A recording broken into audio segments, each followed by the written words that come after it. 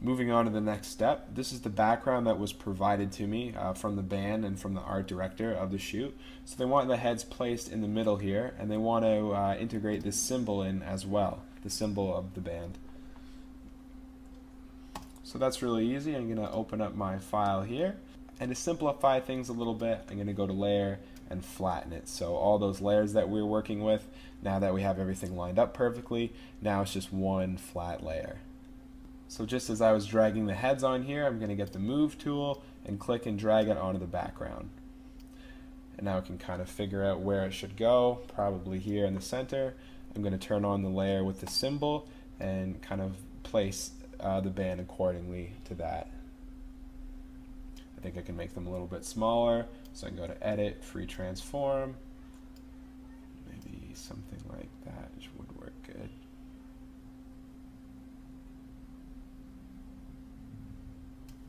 Okay. Now you can see when I turn off the layer that I just dragged in, this background is really nice. It's kind of got a misty, foggy sense to it, so I don't want to just lay this picture over it on normal blending mode. I want the two to kind of speak to each other and blend into each other. So a good blending mode to get rid of some of this black around the edges that I use is screen.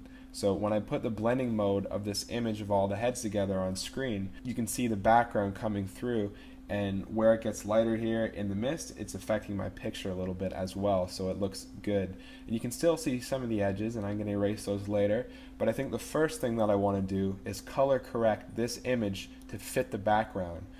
Now when I look at this, the thing that's not connecting with the background is obviously the colors. Their faces are too red and too warm. So originally I shot it warm on purpose, but you know, this is the background they provided, this is what they want, so I can change these colors with curves. So I'm going to go Image, Adjustments, Curves.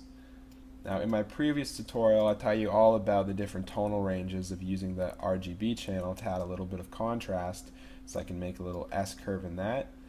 This area representing the highlights and this area representing the shadows. So bringing that down and bringing the highlights up is what makes a little bit of contrast. That's very nice, but the main thing that I'm concerned with in this picture is actually the color. So if you click here in the channels, you can see that right now I'm working on RGB, but if you open that, we can get into the individual color channels, red, green, and blue. So if this were a CYMK photo, then we would have more options.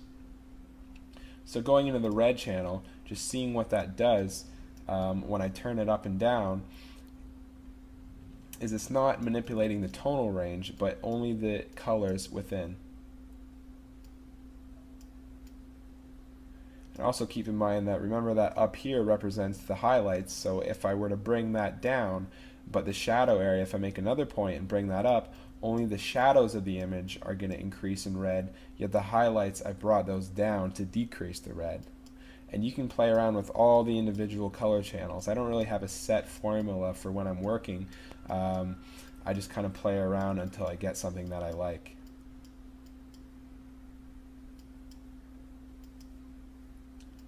And here's the blue. I know that bringing things down away from blue is going to turn them more yellow. So I'm just going to play around here. So this image is too red, so I'm going to bend this curve line down a little bit. Get more of those colder colors now. Okay. Now their faces are a little bit too green, so I can go in the green channel and bend that line down a bit. And I see that in the shadows, things are getting a little weird, so I can play around there. Okay, cool. And then the blue channel again. Maybe bring a little bit of yellow into the highlights here.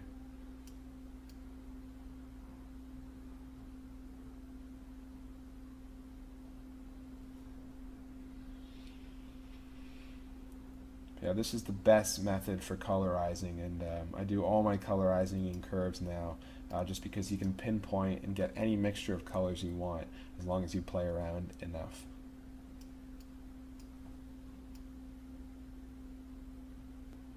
It's an actually quite amazing tool.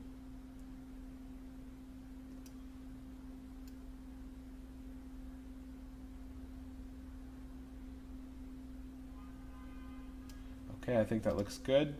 The colors are blended into the background, but I see that the background is actually a little bit desaturated, so I can do that to my heads too, just by going image adjustment, hue saturation, and just pulling that down a little bit.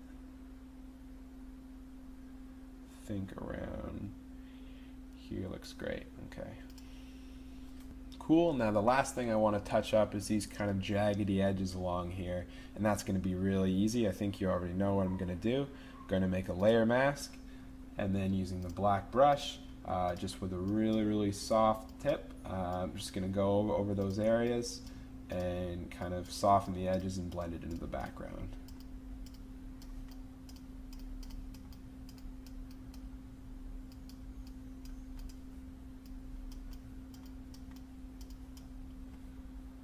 Get a bigger brush here or down here. Just kind of low opacity, just fade things together there.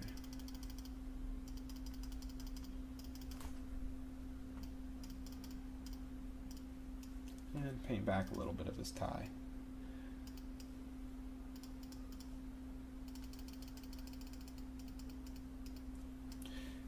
And if you do want to see just that layer to see if you made any mistakes, we can turn off the background and see that, okay, there's a little bit of black still left over here, and also all around these edges here, which we can now see a little easier and get rid of. Oops.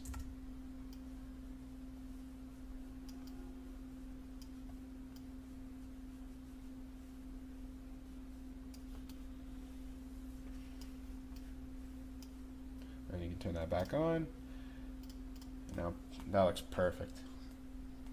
One thing I noticed too when I was just painting away on this layer mask, I noticed that I made the bodies fade into the background even more just because we're on the screen blending mode.